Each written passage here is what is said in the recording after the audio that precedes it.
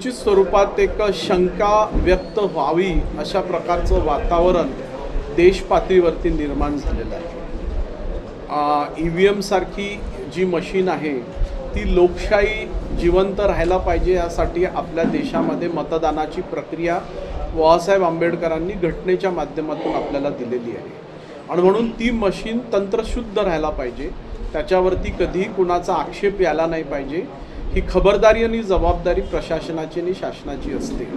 आपण अमेरिकेकडून ही तंत्रज्ञान आपण विकसित झालेलं आपल्याकडे घेतलं, आत्मसात केलं आणि त्यातून आपण मतमोजणी मतदान हे बॅलेटवरून आपण मशीनवरती आलेलो आहोत। पण एका बाजूला जर आपण पाहिलं तर अमेरिकेसारख्या विकसित देशांनी